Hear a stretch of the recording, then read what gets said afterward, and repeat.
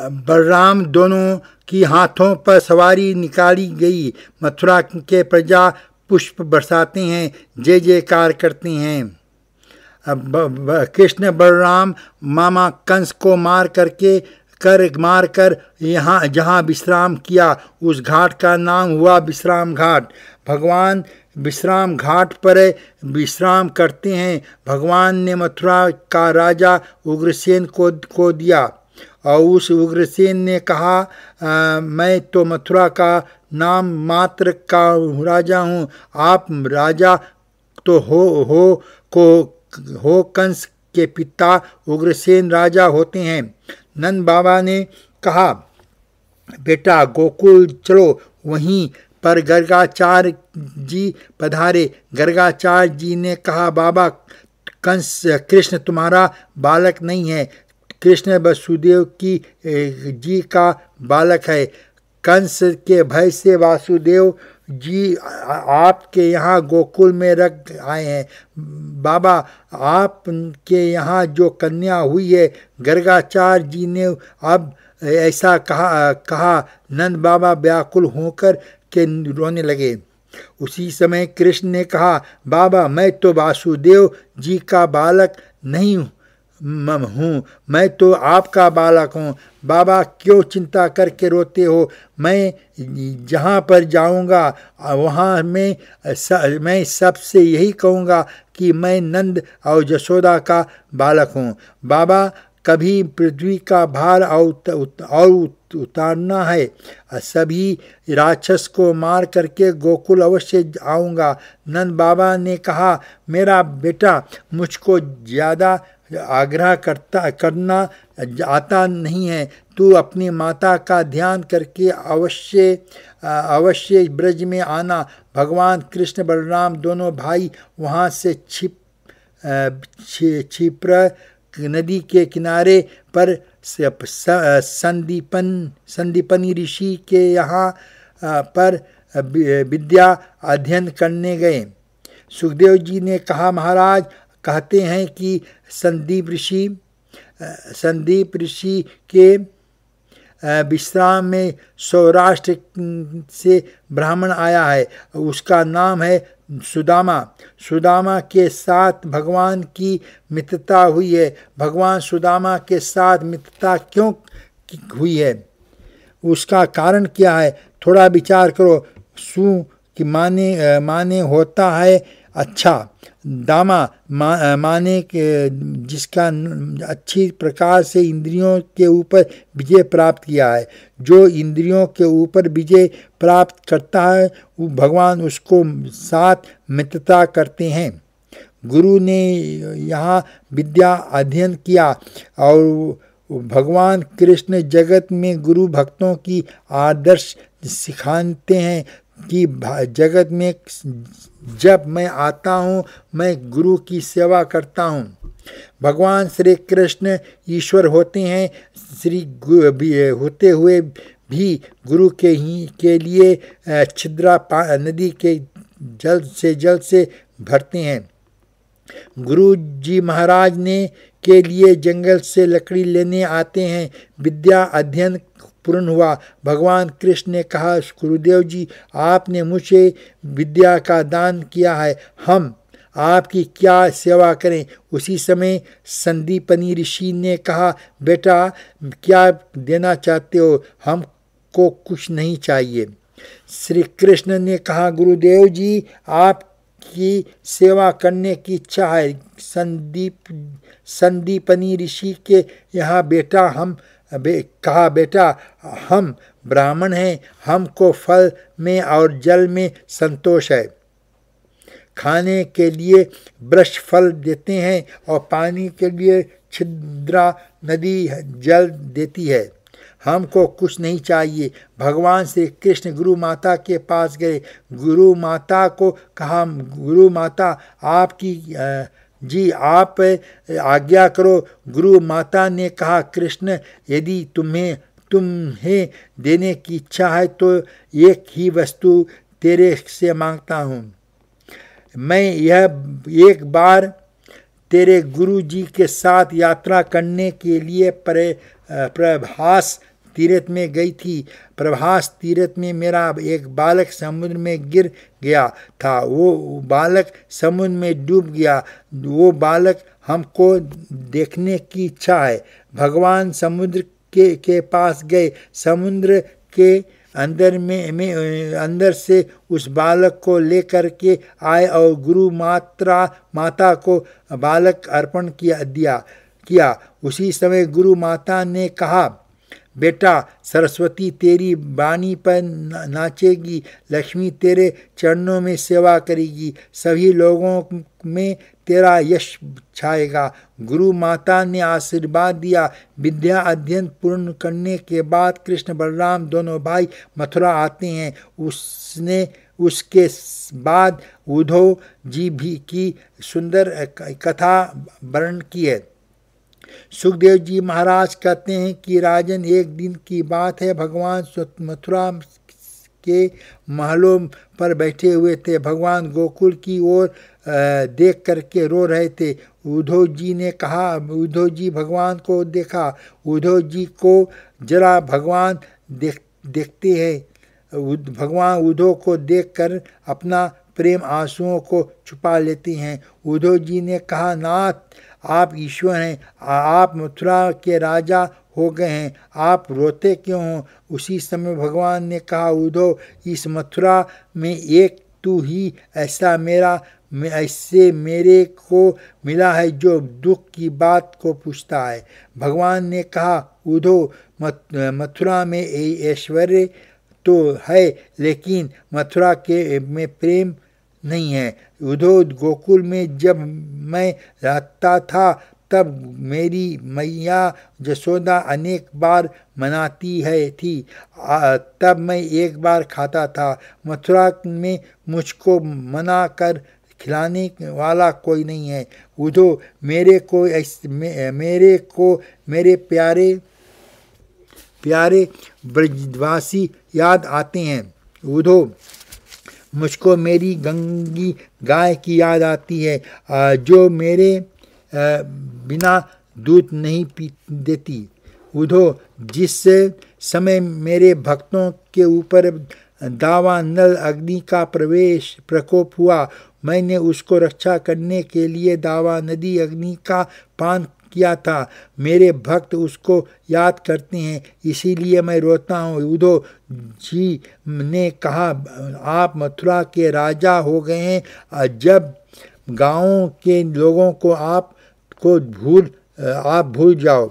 उसी समय उद्धव जी ने कहा कि गांव के लोगों को आप भूल जाओ। उसी समय भगवान ने कहा, उद्धव, तू एक काम कर, तू ब्रज में जा कर के तुमको ब्रजवासियों को तत्पद ज्ञान का उपदेश देना।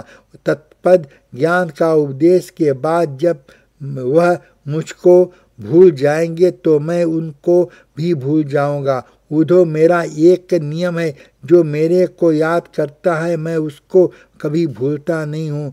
तू ब्रज में जा और मैं ब्रज में जा करके मेरे भक्तों को तत्पर ज्ञान का उपदेश करो। उद्धव जी ने कहा, नाथ, मैं ब्रज में चला जाऊं, लेकिन मेरे तत्पर ज्ञान के उपदेश को कौन समझेगा? आपके गोपियों तो अनपढ़ है, पढ़ी लिखी नहीं है। लेकिन उद्धव, याद रखना, गोपी प्रेम में धुजा है। उद्धव, ज्ञानी और ज्ञान की बात तो यह कह रहे हैं, लेकिन उसका अनुभव नहीं कर सकता। मेरी गोपियां ज्ञान के अनुभव करती है। ज्ञान का सच्चा फल क्या है? सभी में भगवान के दर्शन को। उद्धव को ज्ञान तो है, लेकिन उद्धव जी को अभिमान भी रहता है। गोपियों के अंदर प्रेम रखना भक्ति को ज्ञान का साथ नहीं है। जिस भक्ति को ज्ञान के साथ नहीं है, वह भक्ति दृढ़ नहीं होती। भगवान कृष्ण उद्धव को इसलिए ब्रज में भेजते हैं कि तत्वर ज्ञान और प्रेम विलक्षण भक्ति दोनों का मधुर समन्वय हो जाते हैं। संसार में ज्ञानी अपने को श्रेष्ठ मानता है, भक्त अपने को श्रेष्ठ मानता है। भगवान कहते हैं ज्ञान की अंतिम कथा की भक्ति है और भक्ति की अंतिम कक्षा की ज्ञात है। भगवान ने उद्धव को कहा, उद्धव ब्रज में जाओ, तत्पर ज्ञान का उपदेश करो। उद्धव जी ने कहा, नाथ आप ऐसा क्यों नहीं करते कि गोपियों का आप पत्र लिख करके समझा दो। भगवान ने कहा, उद्धव मैंने अनेक बार यह प्रयास किया कि मैं नंद यशोदा को पत्र लिखूं, लेकिन जिस समय पत्र लिखता हूं मैं व्याकुल हो जाता हूं। विचार करता हूं तो ब्रजवासी क्या विचार करेंगे। उद्धव प्रेम का जो संदेश है वो संदेश पत्र के द्वारा नहीं पहुंचाया जाता है। प्रेमी को स्वयं अपने प्रेमी से मिलकर जाना चाहिए। भगवान ने कहा, उद्धव मेरा छोटा सा काम है कि इसको तू कर सकता है। गोकुल में जा करके गोपियों को तत्पर ज्ञान का उपदेश करें। उद्धव जी रथ में विराजमान है, जिसका उद्धव जी रथ में बैठ करके प्रस्थान करते हैं। भगवान रथ के पीछे पीछे दौड़ते हैं। भगवान ने विचार किया कि उद्धव का जीवन सफल है और उद्धव जाता तो है, एक बात सुन जा। उद्धव रथ के पीछे उत्तर पड़े और महाराज मैं सेवक हूँ, आप मेरे स्वामी हैं, मैं रथ में बैठकर चलूँ और आप रथ के पीछे दौड़ यह अच्छा नहीं लगता।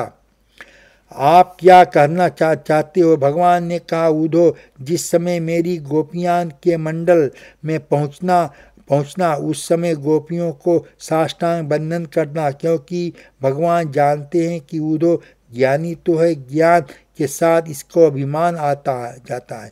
उसी ऐसा ज्ञानी किसी को आगे झुकता नहीं है। भगवान ने विचार किया कि यह उद्धव गोपियों के बीच में ताल के वृक्ष की तरह जाकर के सीधे खड़ा हो जाते हैं।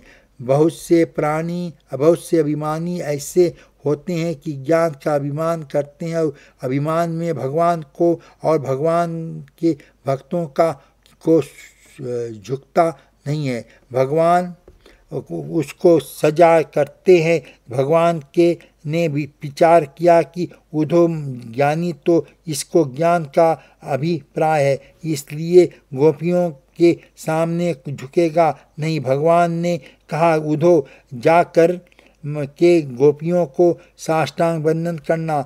उद्धव जी रथ में विराजमान है। भगवान रथ को देखते हैं, भगवान रथ के पीछे भागते हैं। भगवान के ने उद्धव को कहा, उद्धव एक बात और सुन जा। उद्धव जी रथ के नीचे कूद पड़ा। उद्धव ने कहा, उद्धव जाता है तो मैं हे इस बात में मैं कहता हूँ, भूल गया कि जिस समय तुम मेरी गोपियों के मध्य में जाएगा उसी समय मेरी गोपियों तुमको नहीं देखेंगे, क्योंकि मेरे गोपियों के एक नियम है कि वे मेरे सिवा किसी को देखते नहीं हैं।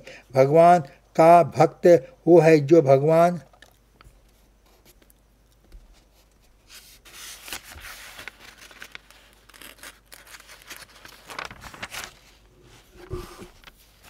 के सिवाय किसी को देखता नहीं है। यहाँ दृष्टि जाती है उसको, वहाँ भगवान के दर्शन होते हैं। भगवान ने कहा, उद्धव यह मेरा पीताम्बर तू अपने गले में धारण करके जा। यह पीताम्बर को पहन करके यदि गोपियों के बीच में जाएगा तो याद रखना गोपी तेरे से बात करेगी, नहीं तो गोपियों तेरे साथ बोलेगी नहीं और तेरे काम बुरा लगेगा। भगवान ने अपना पीताम्बर उतार उद्धव जी को पहनाया। उद्धव जी ब्रज में आते हैं। इधर उस दिन से सभी ग्वाल बालों नंद बाबा के साथ ब्रज में आए हैं। उसी दिन से उन्होंने एक सब विनय बना दिया, कन्हैया आ जाएगा। प्रातः का सूर्योदय होते ही मथुरा के मार्ग पर बैठ जाते हैं। सायंकाल तक प्रतीक्षा करते हैं। सायंकाल सूर्य अस्त के समय घर को निराश होकर लौट जाते हैं। कन्हैया आज नहीं आया, कल आएगा। कन्हैया जब आएंगी तब माखन की चोरी करेंगे। सभी ग्वाल बाल मथुरा के मार्ग पर बैठे हुए हैं। उद्धव जी का रथ उसको दिखाई दिया। उसी समय भगवान कृष्ण का कोई मित्र आया, आपके चरणों में वंदन करता है। सखा जी ने अपने दोनों आंखें खोली। उद्धव जी ने वंदन किया। उसी समय राधा ने कहा, मेरे को स्पर्श नहीं करना, मुझको से दूर रहना। जिस समय राधा जी के मुख में ऐसे शब्द निकले, राधा जी के मुख से गंध निकली, उसी समय से भोरा राधा जी के सामने आकर के नाचने लगा। भोरे का रंग काला है, उद्धव जी का रंग काला है, और उद्धव के सखा भगवान श्री कृष्ण है, उसका रंग काला है। उसी समय राधा जी ने भोरे को लक्ष्य बनाया और भोरे को लक्ष्य बना करके जो कुछ भी कहा है सब कुछ उद्धव को सुनाया।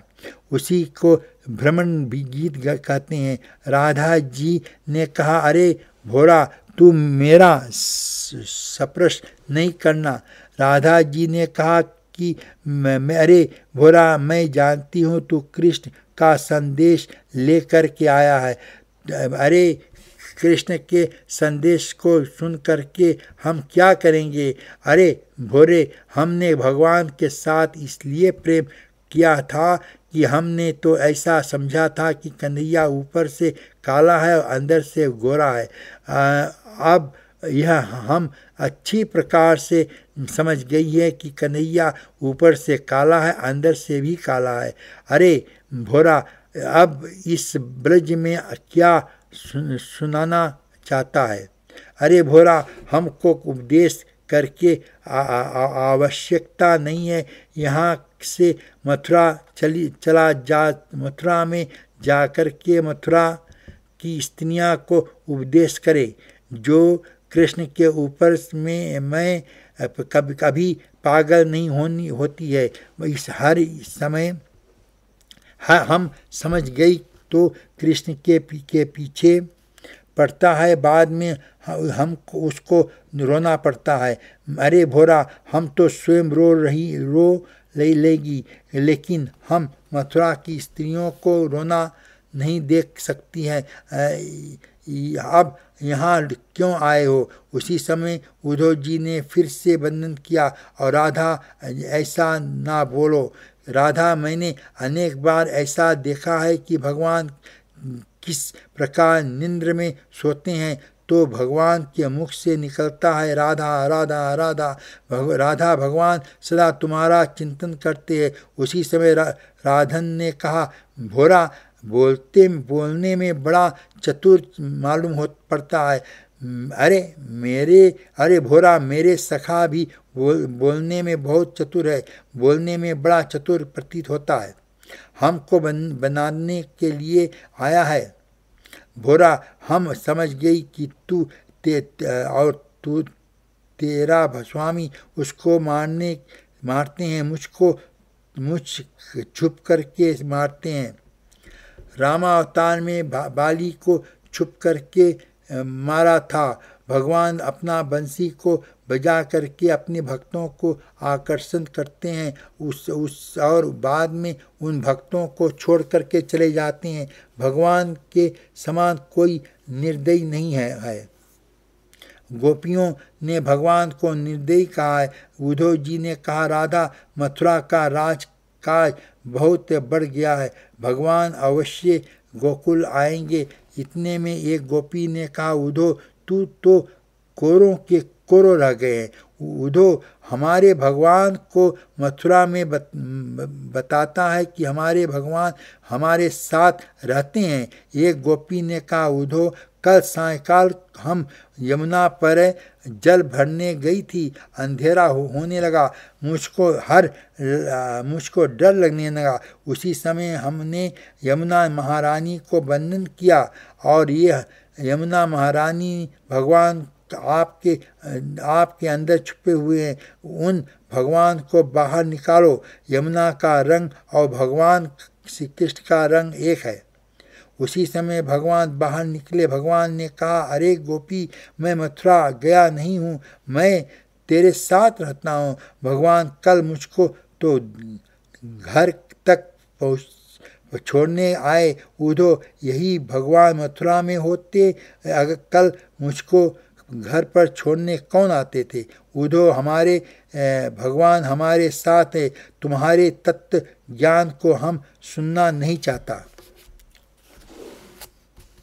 उद्धव थोड़ा विचार करो, हमारे पास में एक मन था और वह मन श्याम सुंदर ने चुरा लिया। तुम्हारे तत्व ज्ञान को हम कहाँ रखेंगे। उसी समय गोपियों ने कहा, उद्धव हमारे रोम रोम में श्याम है, हमारे तत्व ज्ञान को हम कहाँ रखेंगे। उसी समय उद्धव जी ने गोपियों को वंदन किया। गोपियों ने वंदन करने के बाद उद्धव जी मथुरा आए। भगवान को कहा, आप वास्तव में निष्ठुर हो गए हो, आप गोकुल जाकर के ब्रजवासियों को आनंद देना चाहिए। उसी समय उद्धव जी ने भगवान को कहा, महाराज, ब्रजवासियों के प्रेम को मैंने देखा, मेरा सारा अभिमान दूर हो गया। भगवान, मैं भी आपके एक ही वरदान मांगता हूँ कि मुझे दूसरे जन्म में भले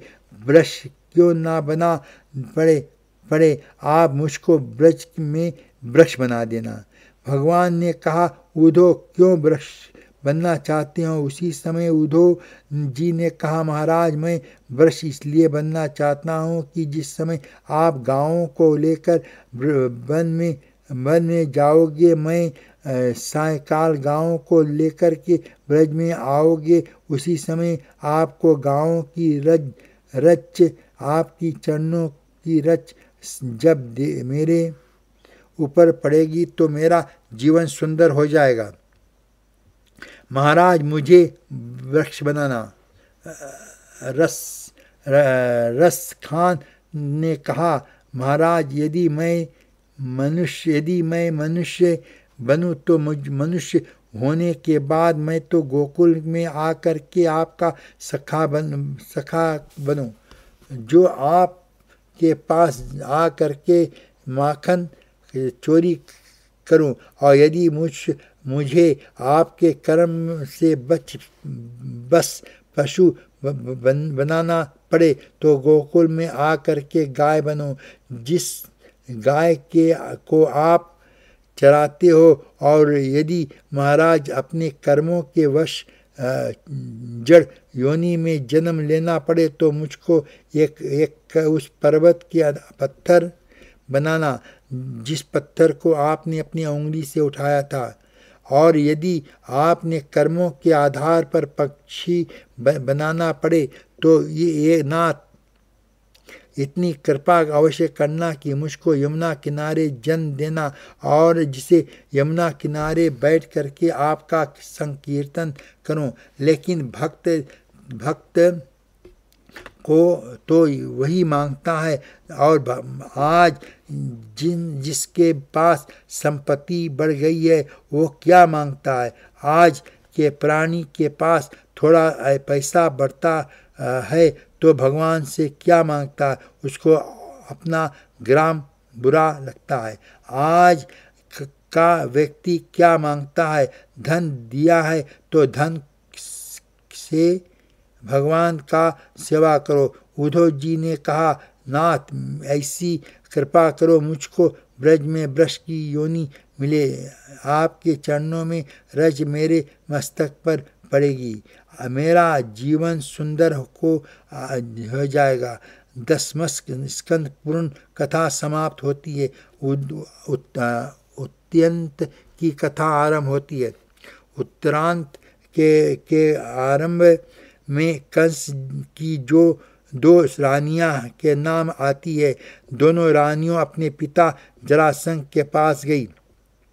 जरासंध को कहा, महाराज, हमारा पति कंस को भगवान कृष्ण और बलराम ने मार दिया है। उसी समय जरासंध उत्तरा बार मथुरा के ऊपर 17 बार मथुरा के ऊपर आक्रमण करता है। जरासंध जी को कथा है कि वो भागवत के 10वें स्कंद में 51 और 52 अध्याय में आती है। जरासंध की कथा 51 और 52 में क्यों आती है? शास्त्र कहता है कि 50 वर्ष पूर्ण हो जाए तब जरासंध आता है। जरा माने बुढ़ापा, संत के माने मित्रता करने वाला। 50 वर्ष के बाद बुढ़ापा मिलने के बाद आता है। लोगों को बुढ़ापा मिलने की इच्छा नहीं है, लेकिन मिलने को तो आता है। एक कहावत ने कहा कि जवानी जाने के लिए आती है, बुढ़ापा से जाने के लिए आता है।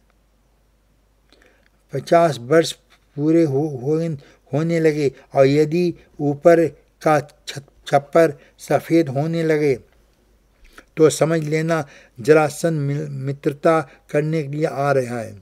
दांत गिरने लगे तो ये बाल सफ़ेद होने लगे तो मन को समझाना, मन अभी समय हाथ में है। दूध भात खाओ और प्रभु के गुण गाओ, तेरा जीवन अभी भी सफल हो जाएगा। जरासंध 17 बार मथुरा पर आक्रमण किया। भगवान ने 17 बार जरासंध की सेना को परास्त कर दिया। 18 बार जरासंध काल जन्म को साथ में लेकर आता है। उस समय भगवान मथुरा को छोड़कर के प्रस्थवन पर्वत पर भाग गए। भगवान का नाम हुआ रणछोड़।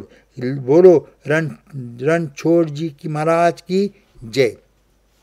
भगवान काल जवन की स्वयं मारने लगी, क्योंकि ब्रह्मा जी ने काल जवन को वरदान दिया था कि तेरे को यदुवंश में कोई मार नहीं सकेगा। भगवान स्वयं काल जवन को मारते नहीं है।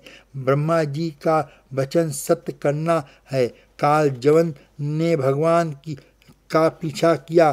भगवान ने मुच्छकुम राजा की गुफा में प्रवेश किया। मुच्छकुम राजा तप कर रहा था। भगवान ने क्या किया? अपना पीताम्बर उतारा और मुच्छकुम राजा को उड़ा दिया। पीछे से काल जवन आया। काल जवन ने विचार किया, कृष्ण भय के कारण पीताम्बर ओढ़ कर बैठा है। उसी समय कालजुम ने मुच्छकुम राजा को लात मारी। मुच्छकुम राजा का तेज सहन नहीं हुआ। काल जवन जलकर राख हो गया। द्वापर का मुच्छकुम राजा कलयुग के नरसिंह मेहता हुए। सुखदेव जी महाराज कहते हैं, हे राजन, इसके बाद रुक्मणी विवाह की कथा आती है। भगवान ने रुक्मणी जी को हरण किया। भगवान का सबसे पहला विवाह रुक्मणी के साथ हुआ। राज परीक्षित का कहते हैं कि महाराज, रुक्मणी विवाह की कथा मुझको सुनने की बहुत इच्छा है। सुखदेव जी महाराज ने कहा, राजा विदर्भ देश का राजा थे। इसका नाम था विष्मा। राजा के 5 बालक थे।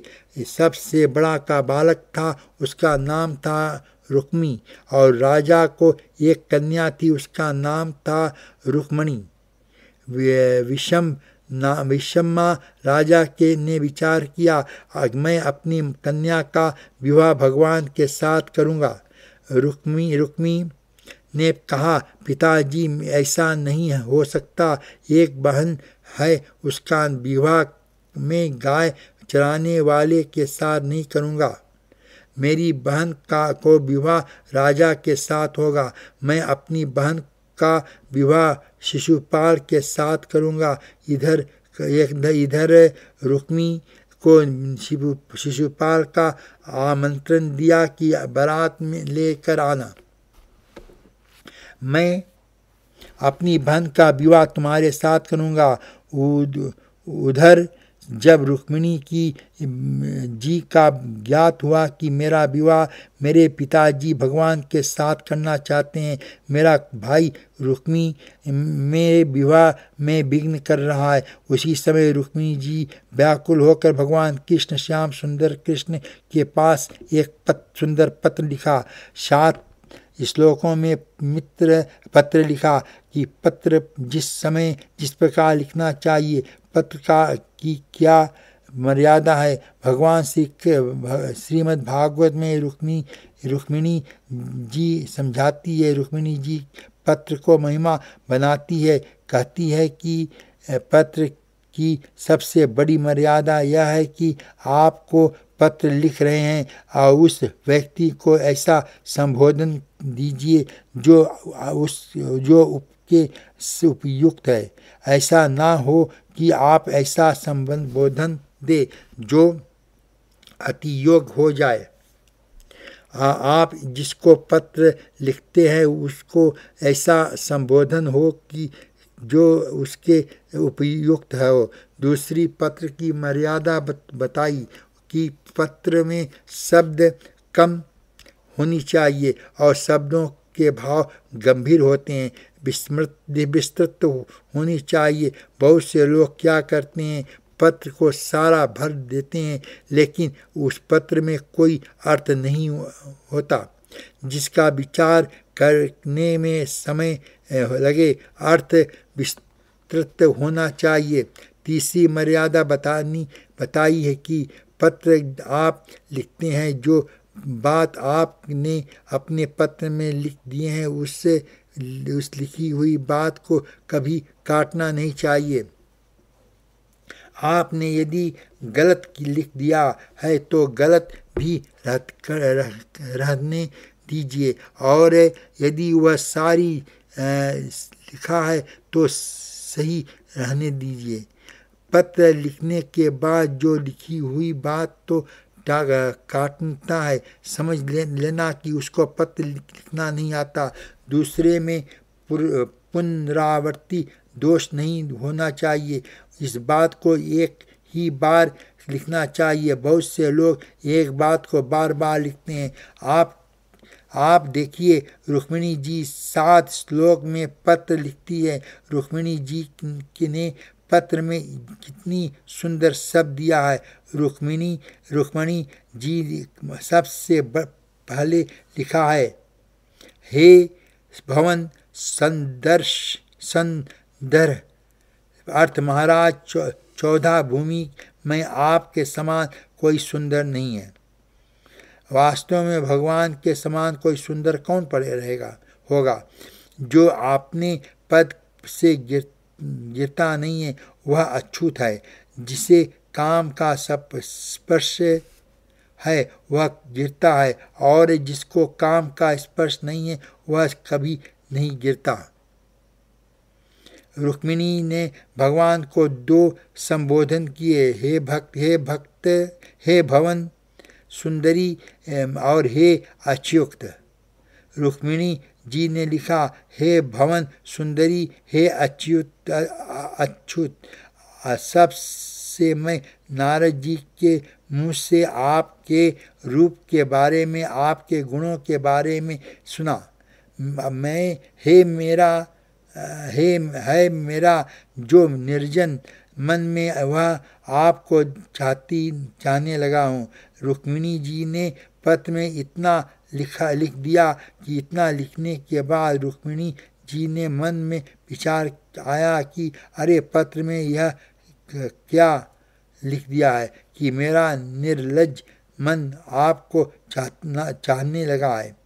भगवान जब इस बात को पढ़ेंगे तो रुक्मिणी का मन निर्लज्ज है तो भगवान विचार करेंगे उस कन्या का मन निर्लज्ज है तो कन्या अवश्य निर्लज्ज होगी। ऐसा निर्लज्ज कन्या के साथ विवाह क्या करूं? और रुक्मिणी जी ने विचार किया कि यह लिखी हुई बात तो मैं काटती हूँ तो भगवान कहेंगे कि रुक्मिणी जी को पत्र लिखना नहीं आता है। तो रुक्मिणी जी ने लिखा कि मेरा निर्लज्ज मन चाहने लगा है। उस वाक्य की पुष्टि करने के लिए दूसरे श्लोक में रुक्मिणी जी लिखती है, महाराज कोई कन्या कितने भी ऊंचे कुल की हो, वह जब वह नारद जी के मुख से आपके रूप का वर्णन सुनेंगी तो आपके गुण और वर्णन सुनती है, उस समय उस कन्या का मन भी निर्लज्ज हो जाएगा। रुक्मिणी जी ने लिखा, महाराज मैं सिंह की सिखाट हूँ, आप सिंह है और आप ही की शिकार हूँ। कहीं सिंह के शिकार को गीदड़ शिशुपाल आकर के ले जाए, इसलिए आप कृपा करके इस विदर्भ देश में जल्दी पधारना। चौथे श्लोक में रुक्मिणी जी ने लिखा, ने भगवान की ओर से शंका उठाई है कि अभी रुक्मिणी तुम्हारा भाई तुम्हारा विवाह शिशुपाल के साथ करना चाहता है और यदि मैं जबरदस्ती उठाकर द्वारका ले आऊँगा तो तुम्हारा भाई दहेज में क्या देगा, और जिस विवाह में थोड़ा दहेज नहीं मिलता वह विवाह किस काम का हो। तो रुक्मिणी जी ने शंका का निवारण किया है कि महाराज आप दहेज की चिंता नहीं करना, मेरा भाई दहेज में एक पैसा ना दे कोई चिंता नहीं की बात नहीं है। मैं राजा की कन्या हूँ, राजा के कन्या होने के कारण मैंने अपने जीवन में बहुत दहेज एकत्रित किया है। रुक्मिणी जी ने एकत्रित दहेज क्या है? चौथे श्लोक में रुक्मिणी जी बताती है कि महाराज मैंने जीवन में बहुत एकत्रित किया है। रुक्मिणी जी का दहेज क्या है?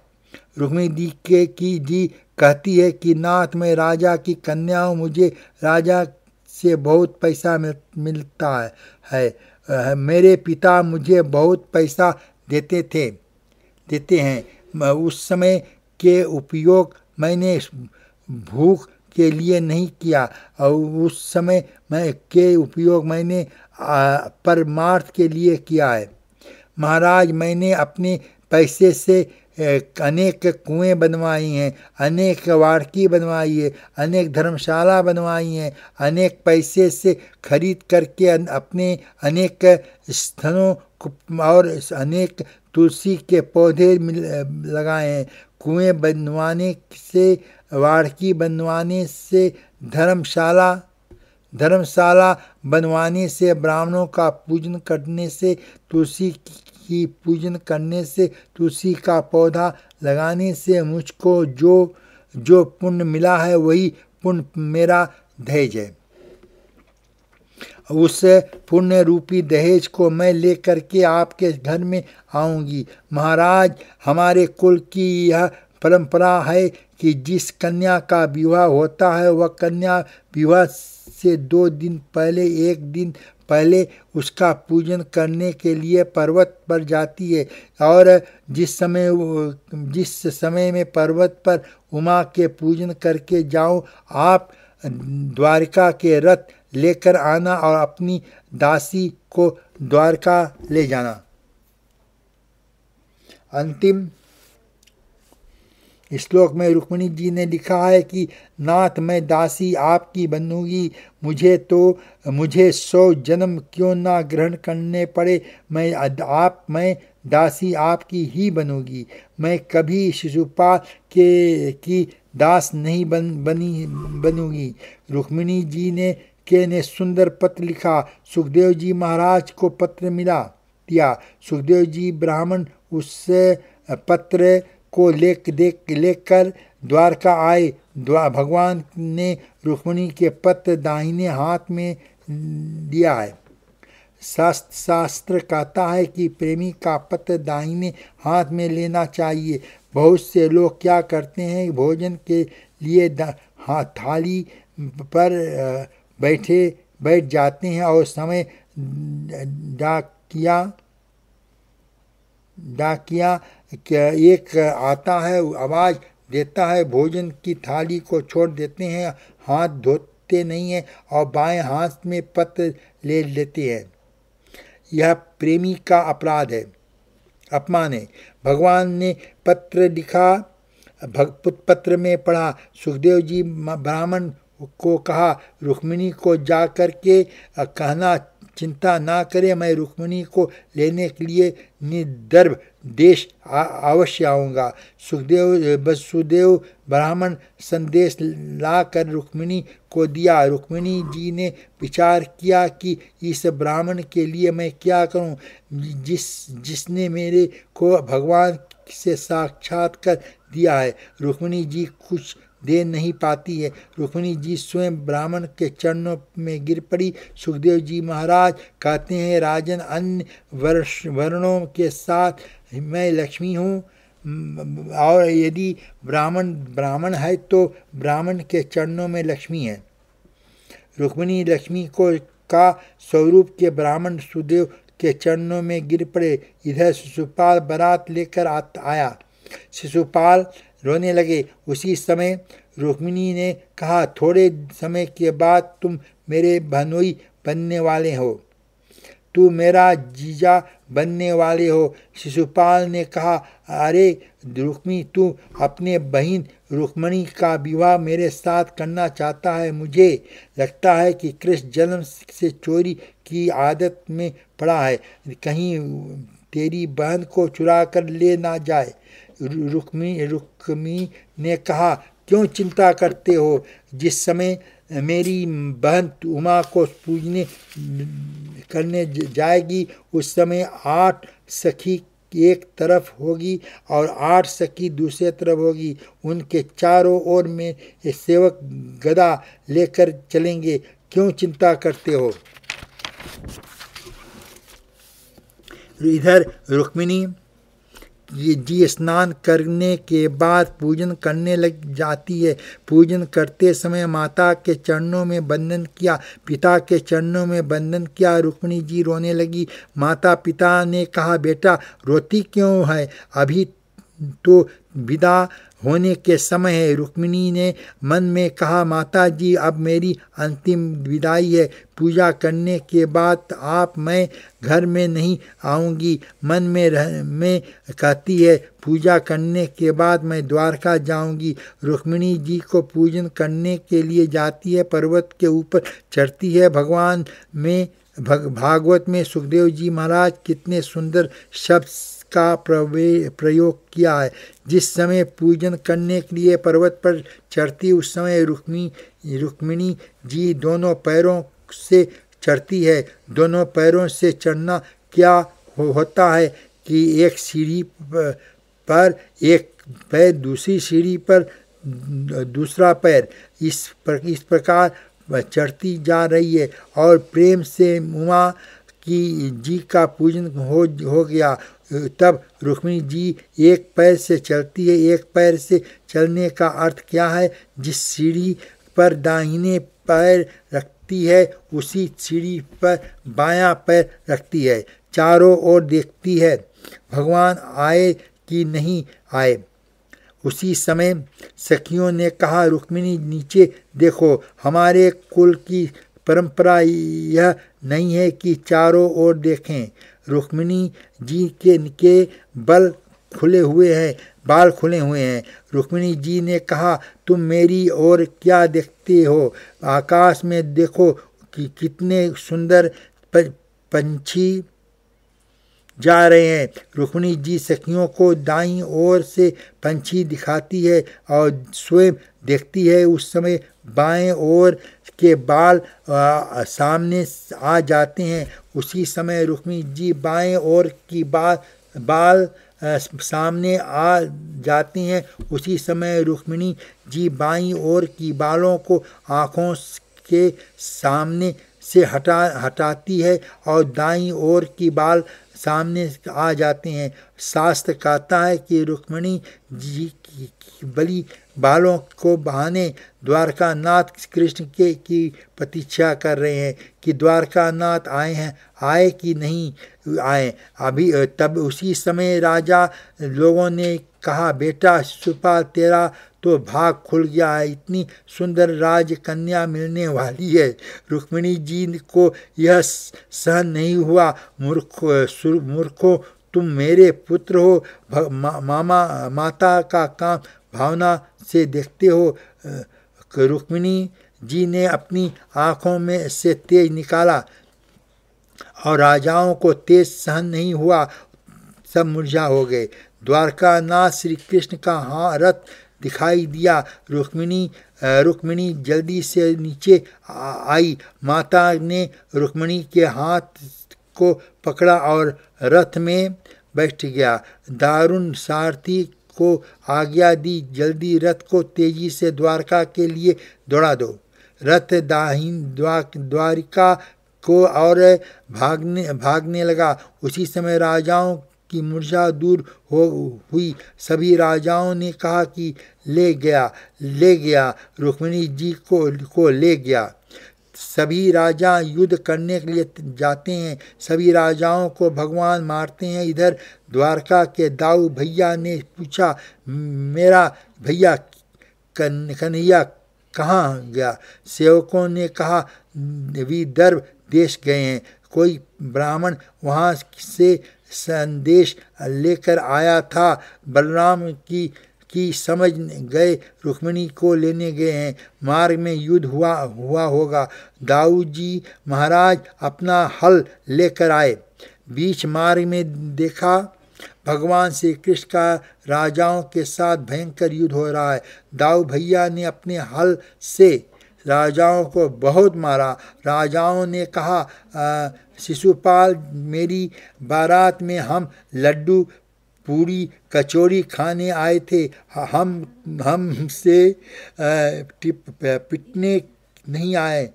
मेरा विवाह हो, तेरा विवाह हो या ना हो, हम तो जाते हैं। सभी राजा लोग चले गए। अकेले रुक्मिणी का भाई रुक्मी युद्ध करने लगा और उसी समय भगवान ने रुक्मी को पकड़ के रथ के खम्भे में बांध दिया। बलराम जी को यह अच्छा नहीं लगा। उसी समय बलराम जी ने कहा, कृष्ण, यह रुक्मी तेरा साला होने वाला है, इसको छोड़ दो, इसको सजा ना दो। उसी समय भगवान ने रुक्मी को छोड़ दिया। रुक्मिणी जी ने कहा, देखो मेरे सेठ का स्वभाव कितना अच्छा है, मेरे भाई के साथ कितना प्रेम करते हैं। रुक्मिणी जी को बड़ा अच्छा लगता है कि मेरे भाई के साथ बलराम कितने प्रेम करते हैं। जब मेरा भाई कभी द्वारका आएगा तो ये कितना प्रेम करेंगे। शास्त्र कहता है कि आपको भी यदि घर में शांति रखनी है तो आप भी एक काम करो, घर में दूसरा कोई मेहमान आए उसकी चिंता नहीं करना। यदि उसका कोई भाई आया तो ज़्यादा ध्यान देना। ज़्यादा उसका स्वभाव करोगे तो घर कभी गला नहीं होगा। भगवान भागवत में लिखा हुआ है, स्वागत करने की क्या आवश्यकता है। रुक्मिणी जी को आनंद हुआ, बलराम जी का सारे भाई पर कितना प्रेम है। उसी समय रथ द्वारका में आया। भागवत में ऐसा लिखा है कि भगवान का प्रथम विवाह रुक्मिणी जी के साथ हुआ। द्वारका के पास माधवपुर नाम का एक गांव है। उस गांव में रुक्मिणी के साथ प्रथम मिलन हुआ है। भगवान में इसका वर्णन, भागवत में इसका वर्णन नहीं लिखा है। एक पुराण में ऐसा वर्णन आता है। भगवान के विवाह के समय सभी ब्रजवासी द्वारिका के पास माधवपुर में आ गए। विवाह हो जाने के बाद बहुत से ब्रजवासी वहाँ से लौट आए। बहुत से गोपियाँ वहीं भगवान के चरणों में लीन हो गई। गोपियों ने वही प्राणी को त्याग किया जहाँ गोपियों ने अपने शरीर को लीन किया है। उस स्थान का नाम हुआ गोपी तालाब। गोपी तालाब से आज भी चंदन आता है। उस चंदन को बहुत से लोग लगाते हैं। भगवान का प्रथम विवाह रुक्मिणी जी के साथ हुआ है। सुवर्ण के सिंहासन पर रुक्मिणी जी भगवान के साथ विराजमान है। द्वारका के भाग्यशाली प्रजा भगवान का दर्शन करते हैं और दर्शन करते हुए वह बड़े प्रेम से भजन करते हैं। सुखदेव जी महाराज कहते हैं, राजन, इस मन संसार का चिंतन करने से बिगड़ता है। वहीं बिगड़ा हुआ मन भगवान का ध्यान करने से सुधरेगा। जो प्रेम से भगवान का ध्यान करता है, भगवान वैकुंठ में बैठकर अपने प्यारे भक्त को ध्यान करते हैं। जिस प्रकार जीव भगवान का ध्यान करता है, जगत में भूल जाता है। जीव जब तो वह कहता है कि मैं जीव हूँ, उस समय भगवान भी भूल जाते हैं कि मैं ईश्वर हूँ। जो भगवान का ध्यान करता है, भगवान उसका ध्यान रखते हैं। भगवान ने 10 स्कंद में उद्धव जी को कहा कि उद्धव जी का प्रश्न है कि महाराज यह बताओ, पहले मन विषयों पर जाता है कि विषय मन में आते हैं। भगवान ने कहा, उद्धव, पहले मन विषयों में जाता है, फिर विषय मन में आते हैं। उद्धव जी, मेरा चिंतन करना है और मेरा स्मरण करता है, उसका मन ईश्वरकार को हो जाता है। जो विषयों का ध्यान करता है, उसका मन विषयाकार हो जाता है। जिसका मन विषयाकार हो जाता है, उसका पतन हो जाता है। जीव भगवान का ध्यान करता है, अच्छा है, उससे अच्छा यह है भगवान भक्त का ध्यान करे। एक बार देवर्षि नारद वैकुंठ गए। उस समय भगवान ध्यान कर रहे थे। नारद जी को आश्चर्य हुआ। नारद जी ने विचार किया, जगत तो बहुत को ध्यान करता है, प्रभु कितना प्रश्न ध्यान करते हैं। भगवान ध्यान से उठते हैं। देवर्षि नारद जी ने भगवान के चरणों में वंदन किया। अब भगवान और कहा, महाराज, जगत तो आपको ध्यान करता है, आप किसका ध्यान करते हो? भगवान ने कहा, नारद जी, मैं अपने भक्तों का ध्यान करता हूँ। नारद जी ने कहा, महाराज, क्या आपके भक्त आपसे महान है? क्या आपका भक्त आपसे श्रेष्ठ है? नारद जी ने जब पूछा, भगवान ने कहा, नारद, मैं जगत को भूल सकता हूँ, अपने भक्तों को कभी भूल नहीं सकता। नारद जी ने कहा, महाराज, आप इस बात को सिद्ध कर दीजिए कि आपके भक्त आपसे महान है। उसी समय भगवान ने कहा, नारद, यह बता, जगत में सबसे बड़ी वस्तु क्या है? नारद जी ने कहा, महाराज, यह पृथ्वी सबसे बड़ी है, क्योंकि सभी जीवों को यही धारण करती है, इसलिए सबसे बड़ी यह पृथ्वी है। उसी समय भगवान ने कहा, ऐसी बात नहीं है नारद, जिसको तुम बड़ा मानते हो, इस पृथ्वी को शेषनाग के ऊपर धारण किया है। शेषनाग के मस्तक पर यह पृथ्वी रहती है। जो नारद जी ने कहा, महाराज, ये शेषनाग महान हो गए। भगवान ने कहा, शेषनाग महान कैसे हो सकता है? जो शेषनाग इस पृथ्वी को अपने मस्तक पर धारण करते हैं, ऐसे ना जाने कितने नागों को शेषनागों ने को भगवान शिव और गले में धारण करते हैं।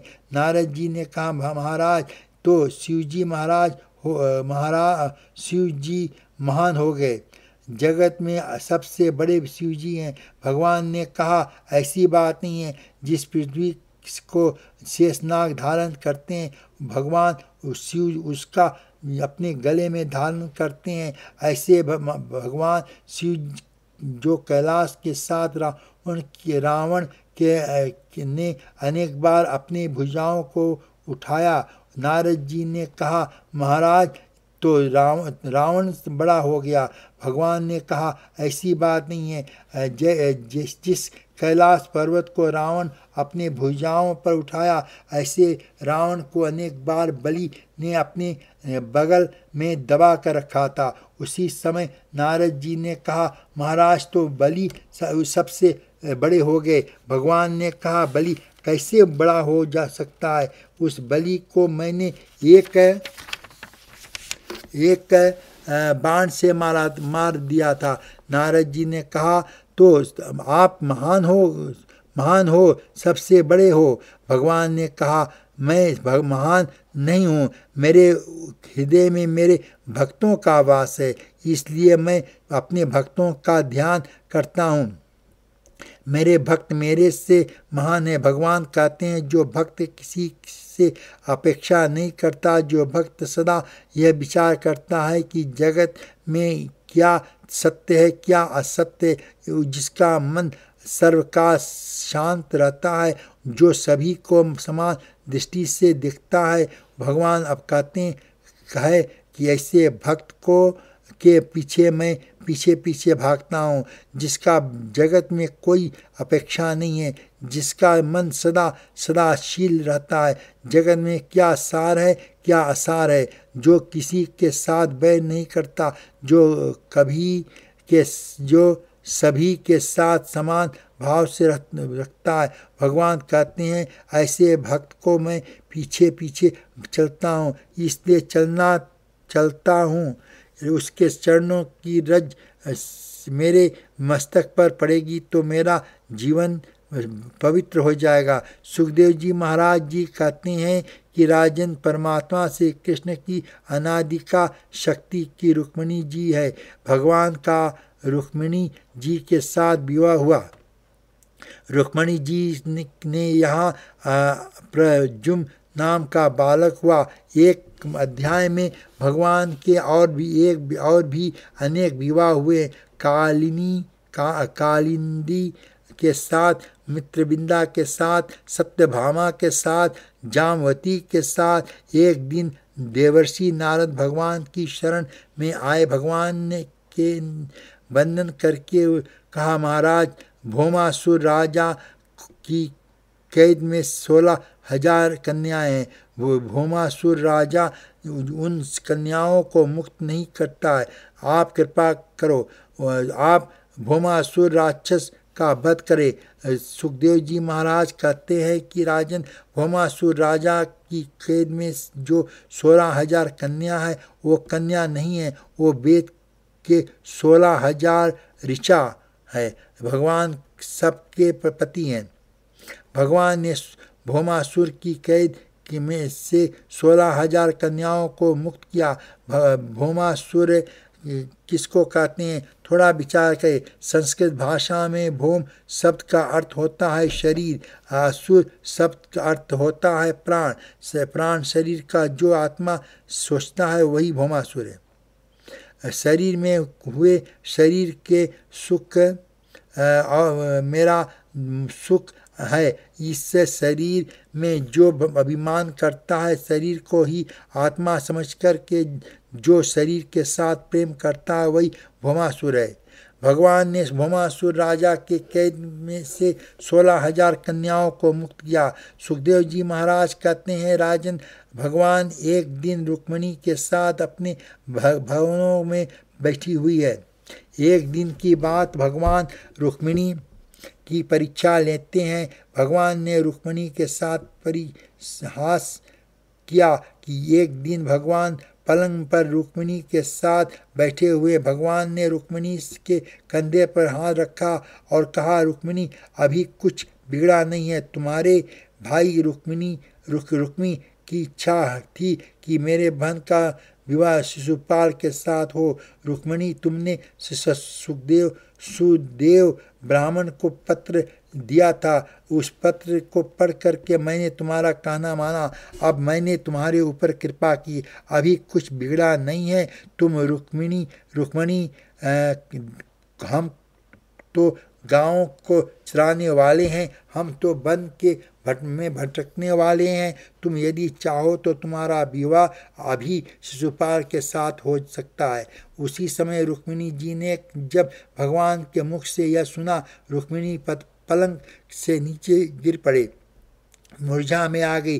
भगवान जोर जोर से हंसने लगे। भगवान ने अपने दोनों हाथों से रुक्मिणी जी को उठाया, पलंग में बैठाया। भगवान ने कहा, रुक्मिणी, यह क्या हो रहा है? मैं तो तुमको परिहास कर रहा था। भगवान कहते हैं, रुक्मिणी की यही गृहस्थ आश्रम का सुख है। गृहस्थ आश्रम में कभी कभी परिहास होता है। परिहास के बात तो सत्य नहीं मानना चाहिए। रुक्मिणी, तुमने क्या सत्य माना है? रुक्मिणी ने कहा, महाराज, आपने आज तो ऐसा परिहास किया, आज से बाद ऐसा परिहास कभी नहीं करना। रुक्मिणी जी ने अपने पत्र में लिखा था कि जिस चरणों के लिए बड़े बड़े योगी तरसते हैं, जिन चरणों के ध्यान बड़े बड़े भक्त करते हैं, उन चरणों को मुझको प्राप्त करना है। मुझे 100 जन्म क्यों ना लेने पड़े, याद रखना 100 जन्मों के बाद मैं आपकी दासी बनकर के रहूँगी। व्रत करने के बाद, उपवास करने के बाद इस शरीर को इतना ही दुख देना पड़े। भगवान अति दयालु है। भगवान ने रुक्मिणी के ऊपर कृपा की है। भगवान की 3 भक्त हैं। सबसे उत्तम वो जो भक्त है, उसने में गोपियों का नाम आता है। भगवान के जो मध्यम भक्त है, उसमें रुक्मिणी का नाम आता है, और जो भगवान के हीन भक्ता है, उसमें कुब्जा का नाम आता है। इसका कारण क्या है? कुब्जा स्वयं तो सुख भोगना चाहती है, लेकिन भगवान के पीछे स्वयं दुख उठाना नहीं चाहती। भक्त उसको कहते हैं जो स्वयं तो दुख भोगना चाहता है और भगवान के लिए सुख देना चाहता है। कुब्जा सुख को भोगना चाहती है, लेकिन कुब्जा भगवान के लिए दुख सहन नहीं करना चाहती। रुक्मिणी जी भगवान को सुखी देखना चाहती है, लेकिन दुख भोगते हुए भी अपने श्याम सुंदर श्री कृष्ण को प्रसन्न देखना चाहती है। थोड़ा विचार करो, भगवान कृष्ण को बहुत बोलना आता है, बोलने में भगवान बहुत चतुर हैं। भगवान कृष्ण ऐसी लीला करते हैं जो उस लीला में सभी को आनंद आता है। भगवान ऐसी लीला करते हैं, वैसे लीला कोई देवता कर नहीं सकते। एक बार भगवान ने भक्तों की परीक्षा लेने के लिए ऐसी लीला की, भगवान स्वयं आसक्त हो गए। सुखदेव जी महाराज कहते हैं, राजन, भगवान द्वारका में प्रतिदिन 56 भोग आरोपते हैं, लेकिन भगवान को कभी जोड़ नहीं होता। एक दिन भगवान भक्तों की परीक्षा करने के लिए ऐसी लीला की कि भगवान आश्वस्त हो गए। देवर्षि नारद भगवान के समीप पहुँचे, भगवान को वंदन किया। उसी समय देवर्षि नारद ने भगवान से कहा कि नाथ, आपका यह दुख कैसे दूर होगा? भगवान ने कहा, देवर्षि नारद, मेरे दुख की बात को पूछने वाला तू अकेला कौन है? नारद जी, दुख को दूर करने से की इच्छा है। तू एक काम कर, तू कहीं से मेरे भक्तों के चरणों की रज ला करके मुख में डाल दे, मैं स्वस्थ हो जाऊंगा। आप जब सबसे पहले नारद जी कुब्जा के पास गए। कुब्जा ने देवर्षि नारद को स्वागत किया। नारद जी ने कुब्जा से को कहा, जिन भगवान श्याम सुंदर ने तेरे लिए इतना सुंदर स्वरूप प्रदान किया है, वह भगवान आज अस्वस्थ है। कुब्जा ने कहा, नारद, भगवान कैसे सुखी होंगे? देवर्षि नारद जी ने कहा, कुब्जा तू अपने चरणों के रज दे दे। कुब्जा ने कहा, नारद जी, अपने चरणों के रज भगवान के मुख में डालूंगी तो भगवान तो सुखी हो जाएंगे, लेकिन मुझको नरक में जाना पड़ेगा। कुब्जा की भावना है कि कुब्जा स्वयं सुख भोगना चाहती है, भगवान के लिए दुख सहन नहीं करना चाहती है। कुब्जा ने कहा, मैं अपने चरणों के रज नहीं दूंगा। बाद में देवर्षि नारद रुक्मिणी जी के पास गया, रुक्मिणी जी को समझाया। रुक्मिणी जी, तुम्हारे भाई की इच्छा तो शिशुपाल के साथ तुम्हारा विवाह करने की इच्छा थी, लेकिन भगवान श्याम सुंदर कृष्ण ने तुम्हारे प्रार्थना को स्वीकार किया। भगवान तुमको बैठा करके द्वारका ले आए। आज वही भगवान दुखी हैं। तुम ऐसे करो कि अपने चरणों की रज मेरे को दो, तुम्हारे चरणों के रज में भगवान की मुख में डाल दूंगी, भगवान सुखी हो जाएंगे। रुक्मिणी जी ने कहा, नारद जी, मैं भगवान के सुखी तो देखना चाहता हूँ, लेकिन मैं स्वयं दुख भोगना नहीं चाहती।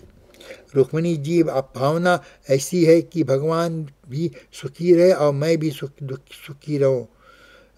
रुक्मिणी जी स्वयं भगवान दुख भोगना नहीं चाहती।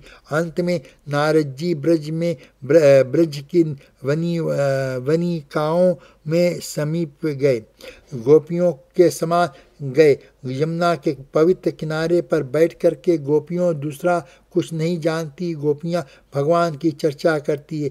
नारद जी ने कहा, जिनकी बातें करती हो? गोपियों ने कहा, अरे नारद, जिस ब्रज में भगवान को छोड़ करके हम किसके बातें करेंगे? देवर्षि नारद ने कहा, भगवान को बातें बहुत करती है हो, इस समय भगवान दुखी है। तुम ऐसा करो कि अपने चरणों का रज यदि भगवान के मुख में डाल दूं तो भगवान सुखी हो जाएंगे। जब देवर्षि नारद ने ऐसा कहा, सभी गोपियों ने अपने पैरों को फैला दिया और कहा, नारद जी, जितनी रज चाहिए उतनी रज हमारे पैरों से ले जाओ और भगवान के मुख में डाल दो, भगवान को हम सुखी देखना चाहते हैं। देवर्षि नारद ने कहा, गोपियों, थोड़ा विचार तो करो, तुम अपने चरणों के रज भगवान के मुख में डालोगी तो याद रखना, तुम अब लोगों को नरकों में जाना पड़ेगा, तुमको दुख भोगना पड़ेगा। गोपियाँ कहती हैं, नारद, इसकी चिंता तुम क्यों करते हो? हम दुख भोगने की तैयार है, हम नरकों में जाने की तैयार है, लेकिन नारद, हम श्याम सुंदर श्री कृष्ण को सुखी देखना चाहते हैं। भक्त वो है जो किसी की परिस्थिति में भगवान को दुखी नहीं देख सकता। भक्त सुख नहीं देखता, इसका कारण